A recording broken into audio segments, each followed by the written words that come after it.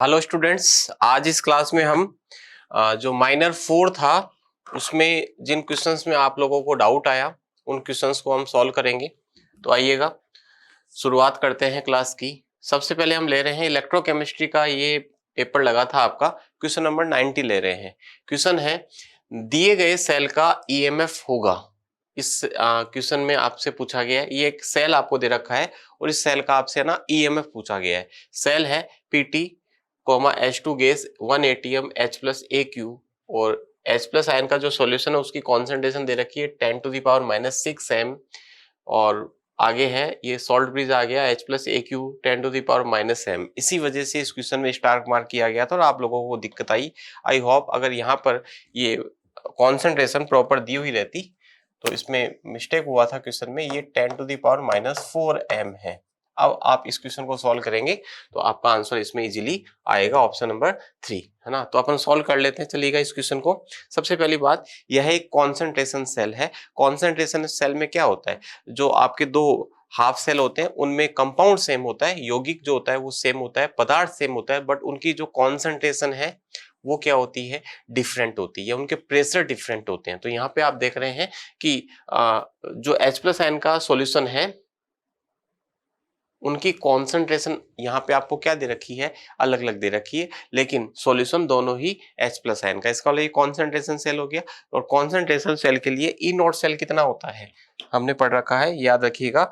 Concentration cell के लिए ई nought cell की जो वैल्यू है वो 0 होती है। कितनी होती है, 0। तो इस क्वेश्चन को सॉल्व करने के लिए हम क्या करेंगे, सबसे पहले एनोड पर होने वाली ऑक्सीडेशन और कैथोड पर होने वाली रिडक्शन रिएक्शन को लिखेंगे, फिर हम सेल इक्वेशन बनाएंगे और उसके थ्रू हम ई सेल की वैल्यू फाइंड आउट करेंगे। तो एनोड पर देखिएगा ऑक्सीडेशन हो रहा है, H2 को चेंज करेंगे हम H प्लस में। तो एनोड पर क्या रिएक्शन लिखेंगे, एनोड की रिएक्शन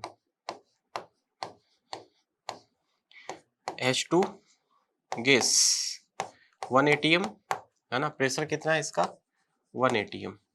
ये किस में चेंज हो रहा है, ये चेंज हो रहा है 2H प्लस आयन में AQ, और इसकी कॉन्सेंट्रेशन आपको गिवन है 10⁻⁻6 m। ठीक है, प्लस 2 इलेक्ट्रॉन। अब कैथोड की देखिएगा, कैथोड ही है ना, तो कैथोड पर 2H प्लस AQ, इसकी कॉन्सेंट्रेशन क्वेश्चन पेपर में गलत टाइप हो गई थी, ये 10⁻⁻4 m होगा यहाँ पर, और ये चेंज हो रहा है H2 में, है ना, किसमें, H2 में। ये 2 इलेक्ट्रॉन एक्सेप्ट करेगा और ये चेंज हो जाएगा किसमें, H2 में, H2 गैस। और इधर जो H2 गैस है उसका प्रेशर भी 1 एटीएम है। तो ये पढ़ते हैं अपन, कॉन्सेंट्रेशन सेल में क्या होता है, सॉल्यूशन सेम होते हैं बट उनकी कॉन्सेंट्रेशन क्या होती है, अलग अलग होती है। सॉल्यूशन सेम है H प्लस आयन का, H प्लस आयन का, इनकी कॉन्सेंट्रेशन क्या है, अलग अलग है। अब हम दोनों को ऐड करेंगे और ऐड करके सेल की सेल इक्वेशन बनाएंगे। ध्यान से देखिएगा, H2 गैस से कैंसिल आउट हो जाएगा, क्यों, क्योंकि दोनों का प्रेशर क्या है, सेम। बट ये H प्लस आयन इस H प्लस आयन से कैंसिल नहीं होगा क्योंकि दोनों की कॉन्सेंट्रेशन क्या है, अलग अलग। तो हम फाइनल इक्वेशन बनाएंगे 2H plus 10⁻⁻4m is equal to,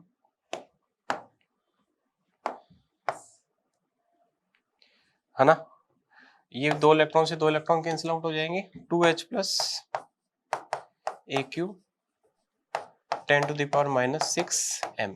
ठीक है, अब हम इसके ऊपर नेक्स्ट इक्वेशन अप्लाई करेंगे।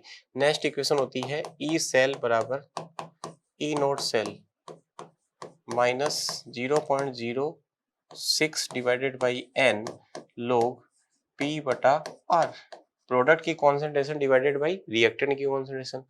कॉन्सेंट्रेशन सेल में ई नोट सेल वैल्यू 0 होती है, तो ई सेल बराबर माइनस 0.06 डिवाइडेड बाई n का मान बोलो 2 लोग प्रोडक्ट की वैल्यू बोलो। प्रोडक्ट की कॉन्सेंट्रेशन कितनी है बताओ, 10 की घात माइनस 6 है, और पावर कितना लग जाएगा 2, तो ये हो जाएगा 10 की घात माइनस 12। सही है, और ये है 10 की घात माइनस 4, पावर लग जाएगा 2, तो ये हो जाएगा 10 की घात माइनस 8। ठीक है, आगे देखिएगा 0.03 लिख देंगे इसको माइनस का, इंटू बाई लोग ये 10 की घात -8 ऊपर जाएगा और पहले से क्या है 10 की घात -12, तो ये हो जाएगा 10 की घात -4 और -4 को आप आगे लेके आओगे तो हो जाएगा 0.03, है ना। माइनस से माइनस कैंसिल आउट हो गया, इंटू बाई 4, और log 10 का मान कितना होता है, log 10 का मान होता है 1, तो ये हो जाएगा 4 × 12 और 2 स्थान छोड़ के दशमलव लगा हुआ है तो ये आ जाएगा 0.12 वोल्ट। तो आई होप इस क्वेश्चन में आपकी कोई दिक्कत नहीं होनी चाहिए। अब आप इस क्वेश्चन में करेक्शन कीजिएगा, 10 की घात -4m कर लीजिएगा। इस टाइप का और क्वेश्चन पूछा जाए तो सिंपल है, आपको करना क्या है, कॉन्सेंट्रेशन सेल में सॉल्यूशन सेम होते हैं बट उनकी कॉन्सेंट्रेशन क्या होती है, डिफरेंट होती है, ठीक है। कई बार प्रेशर भी डिफरेंट होता है। अगला क्वेश्चन देखिएगा, दिए गए सेल का सेल विभव पूछा गया, ये भी कॉन्सेंट्रेशन सेल है। देखो यहाँ पर भी आप देखो सॉल्यूशन सेम है, Zn+2 का सॉल्यूशन है, इधर भी सॉल्यूशन Zn+2 का ही है, बट कॉन्सेंट्रेशन देखो कितनी है 0.2m, इधर कितनी है 0.4m। तो आप कर सकते हैं, कैसे करेंगे, पहले एनोड की इक्वेशन लिख लीजिएगा, जैसे यहाँ पे अपने लिखी थी ना एनोड की, और ये किसकी थी बताओ, कैथोड की, है ना। वैसे ही हम यहाँ पर भी एनोड कैथोड की लिखेंगे। एनोड की बोलो, जिंक किस में बदल रहा है, जिंक +2 में प्लस कितने इलेक्ट्रॉन, 2 इलेक्ट्रॉन, सही है। इसकी कॉन्सेंट्रेशन बोलो कितनी है 0.2m, सही है। और कैथोड पे बोलो, ये एनोड की हो गई, अब कैथोड की बोलो, कैथोड की होगी zinc +2 plus 2 electron is equal to क्या बन गया बताओ, जिंक, ठीक है। ये जिंक से जिंक कट जाएगा, 2 इलेक्ट्रॉन से 2 इलेक्ट्रॉन कट जाएगा, जिंक +2 से नहीं कटेगा क्योंकि दोनों की कॉन्सेंट्रेशन अलग अलग है। देखो यहाँ पर कॉन्सेंट्रेशन 0.2 है और यहाँ पर कॉन्सेंट्रेशन कितनी है 0.4 है, और दोनों को मिला के एक इक्वेशन बना लीजिएगा, क्या बनेगी बताओ, Zn+2 से बन रहा है Zn+2, इस इधर कॉन्सेंट्रेशन 0.4m और प्रोडक्ट की बताओ 0.2m। क्या करेंगे, नेक्स्ट इक्वेशन लगाएंगे, ई सेल बराबर ई नोट सेल -0.06 मान सकते हैं divided by n log p/r, सही है। जैसे अपन ने इधर किया था वैसे हम इधर करेंगे। ई नोट सेल बोलो कितना है सर, ई नोट सेल कॉन्सेंट्रेशन सेल के लिए 0 होता है, -0.06 डिवाइडेड बाई n का मान बोलो 2 log, प्रोडक्ट बोलो कौन है, प्रोडक्ट है 0.2 और रिएक्टेंट कौन है बताओ 0.4, सही है। तो ई सेल बराबर ये हो गया -0.03 और ये हो गया आपका log 1/2।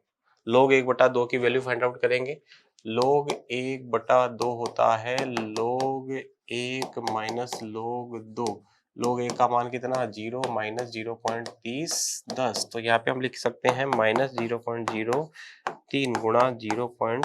माइनस का आएगा ना, माइनस का 0.30 10, सॉल्व करोगे इन दोनों को गुणा करोगे तो ये आएगा, है ना। गुणा करके देखिएगा 0.03 को जब आप 0.030 10 से गुणा करोगे तो ये सेकंड ऑप्शन इसका करेक्ट आंसर हो जाएगा 0.00903 वोल्ट।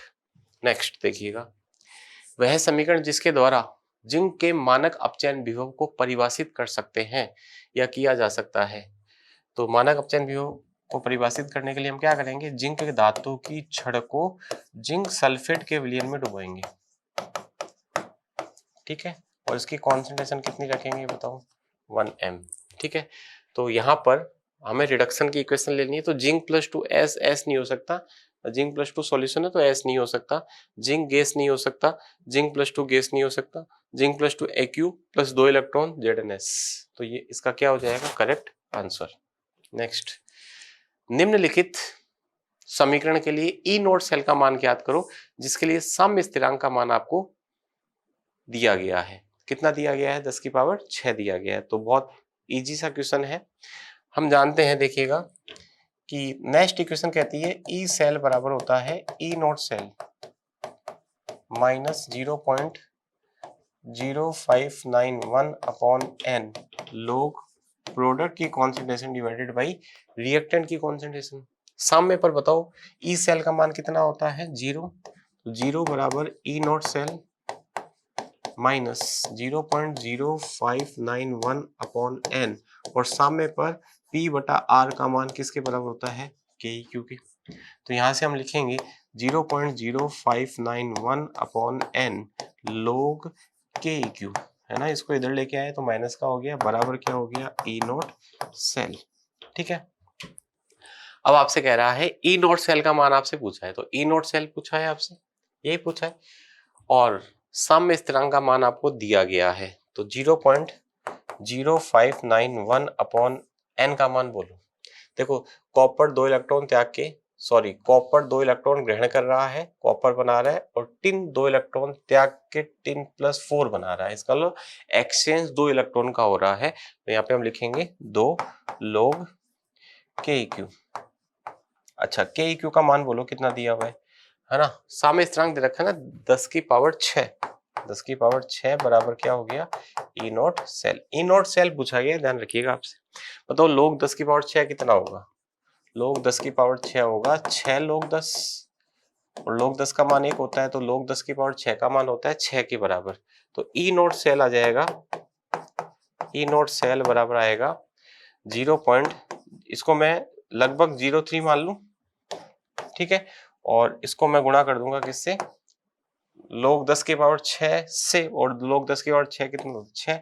इसको सॉल्व करोगे ना आप, तो 6 को 3 से गुणा करोगे तो ये लगभग आ जाएगा आपका 0.018, है ना। 6 18 होता है, और फिर 2 स्थान छोड़ के आपको लगाना है, तो ये आ जाएगा 0.18 के आसपास आएगा, है ना, 0.18, और 0.18 के करीब आंसर कौन सा है इसका, पहला। तो आंसर हो जाएगा 0.1773। सही बात है, ठीक है। तो 6 गुणा 0.03 बराबर लगभग 0.18 आ रहा है, तो आंसर हो जाएगा ऑप्शन नंबर 1। यहाँ पे है ना, अगर आप 0.02955 लिखोगे ना, तो 6 से गुणा करोगे तो एग्जैक्ट ये वाला आ जाएगा। नेक्स्ट, निम्नलिखित जलीय विलयन की विद्युत चालकता का घटता क्रम बताओ। तो देखिएगा विद्युत चालकता जो होती है वो डिपेंड करती है नंबर ऑफ आयंस पर। जितने ज्यादा नंबर ऑफ आयंस होंगे उसकी विद्युत चालकता उतनी क्या होगी, ज्यादा होगी। तो यहाँ पे हम ये देखेंगे फॉर्मिक, एसिटिक और बेंजोइक अम्ल में सबसे ज्यादा एसिडिक कौन होगा। जो सबसे ज्यादा एसिडिक होगा उसका आयनाइजेशन उतना ही ज्यादा होगा, और आयनाइजेशन ज्यादा होने पर नंबर ऑफ आयंस भी क्या होंगे, ज्यादा होंगे। तो मुझे एक बात बताओ, फॉर्मिक, एसिटिक और बेंजोइक एसिड में सबसे ज्यादा एसिडिक होता है फॉर्मिक एसिड, फिर होता है बेंजोइक एसिड, और फिर होता है एसिटिक एसिड। ठीक है, फॉर्मिक, बेंजोइक और फिर एसिटिक। इसका मतलब करेक्ट आंसर हो जाएगा ACB, ABC CBA ACB। तो उत्तर हो जाएगा इसका सेकंड आंसर। ठीक है, तो ये था आपका। नेक्स्ट देखो, कौन सी अभिक्रिया संभव नहीं है। तो बहुत इजी सा क्वेश्चन है ये। तो क्या BRI को हटा सकता है। हम जानते हैं क्रियाशीलता क्रम होता है F2 सबसे ज्यादा क्रियाशील, फिर Cl2, फिर Br2, और फिर कौन होता है बताओ, I2।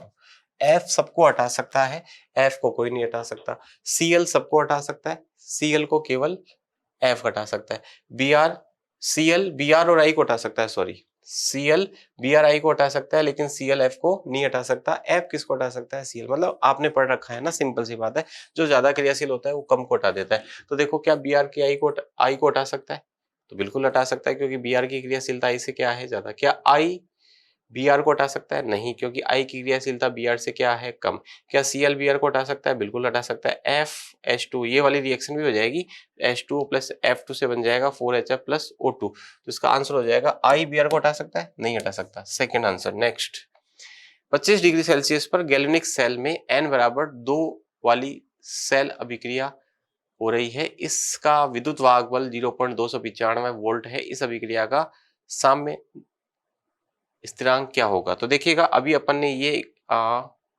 फॉर्मूला देखा था, यहां से आप के क्यू का वैल्यू निकाल सकते हैं। तो यहां से अपन लो के क्यू निकाले अगर, तो लो के क्यू बराबर क्या होगा बताओ, E nought cell into by N divided by 0.0591, और के क्यू निकालने के लिए हम ये फॉर्मूला लिखते हैं antilog E nought cell into by N divided by 0.0591।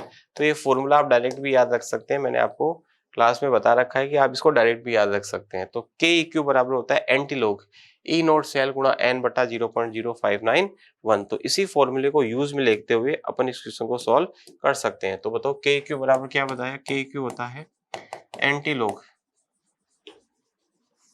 E nought cell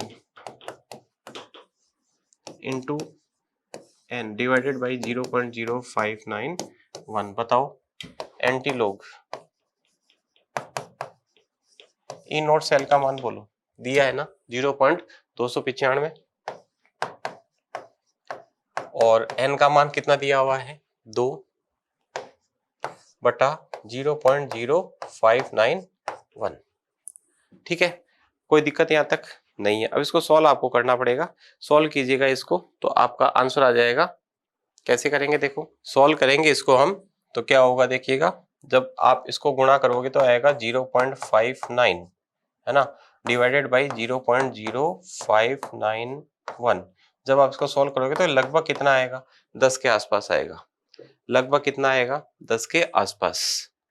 ठीक है, अब के क्यू अगर 10 आ रहा है, के क्यू एंटीलॉग है ना, ये एंटीलॉग भी निकाला है अपन ने, तो के क्यू बराबर आ गया, एंटीलॉग लगा हुआ है ना आगे, एंटीलॉग 10 और 10 का जो एंटीलॉग होता है ना वो होता है 10 की पावर 10। तो करेक्ट आंसर हो जाएगा ऑप्शन नंबर 1। नेक्स्ट, कोलराउस नियम बताता है कि अपरिमित तन्यता पर प्रत्येक आयन विद्युत अपघटय की चालकता के लिए निश्चित योगदान देता है, विद्युत अपघटय के दूसरे आयन की प्रकृति कुछ भी हो। अपरिमित तन्यता पर प्रत्येक आयन विद्युत अपघटय के तुल्यांकी चालकता के लिए, ये कथन सही है। देखो तुल्यांकी चालकता होना चाहिए। कोलराउस का जो नियम है ना वो तुल्यांकी या मोलर चालकता के साथ संबंधित है, ना कि सिंपल चालकता के साथ, के लिए निश्चित योगदान देता है, विद्युत अपघटय के दूसरे आयन की प्रकृति कुछ भी हो। तो इस क्वेश्चन का करेक्ट आंसर ऑप्शन नंबर 2 होगा, 1 नहीं होगा, क्योंकि 1 में है ना सिंपल चालकता लिखी हुई है और इसमें लिखी हुई है तुल्यांक चालकता। कोलराउस का नियम क्या कहता है, कोलराउस का नियम कहता है कि जब भी हम कोई भी विद्युत अपघटन होता है ना, जब भी हम उसको जल में घोलते हैं तो 2 प्रकार के आयनों में टूट जाता है और प्रत्येक आयन की अपनी एक निश्चित चालकता होती है, प्रत्येक आयन की अपनी एक निश्चित चालकता होती है। वो चालकता या तो तुल्यांक चालकता है या कौन सी है, मोलर चालकता है। और उसकी तुल्यांक या मोलर चालकता इस बात पर डिपेंड नहीं करती पहले किस आयन के साथ जुड़ा हुआ था। तो अनंत अनुता पर कोई भी विद्युत अपघटय अपने आयनों में पूर्ण रूप से विभक्त हो जाता है और विभक्त होकर के आयन बनाता है ना। और जो आयन बनते हैं उन आयनों की तुल्यांक या मोलर चालकता इस बात पर डिपेंड नहीं करती कि वो पहले किस आयन के साथ जुड़ा हुआ था। तो ऑप्शन नंबर इसका 2 करेक्ट होगा। तो आपको इसमें इतना ही देखना था कि तुल्यांक चालकता होना चाहिए, ना कि चालकता। ये दोनों कथन आ गए ना, अगर ये नहीं होता तो फिर ये वाला कथन सही माना जाता। ठीक है, इसके तीसरा और चौथा ऑप्शन और दे रखे। परिमित तन्यता पर ऐसा हम पढ़ते नहीं है। अपरिमित तन्यता पर प्रत्येक आयन विद्युत अपघटय के तुल्यांकी चालकता के लिए निश्चित योगदान देता है, यहाँ तक तो सही है, जो कि विद्युत अपघटय के अन्य आयन की प्रकृति पर निर्भर करता है। अन्य आयन की प्रकृति पर निर्भर नहीं करता है, उसकी अपनी खुद की आयनिक चालकता होती है, यानी मोलर या तुल्यांक चालकता होती है। वो इस बात पर निर्भर नहीं करती कि वो पहले किसके साथ जुड़ा हुआ था। ठीक है, तो ये थे आपका माइनर 4 का 4 में जो फिजिकल केमिस्ट्री में आपको प्रॉब्लम हुई थी उन क्वेश्चंस को यहाँ पर निस्तारित किया गया है, निस्तारण उनका कर दिया गया है। मिलते हैं अगले वीडियो में माइनर 5 के साथ। Thank you very much.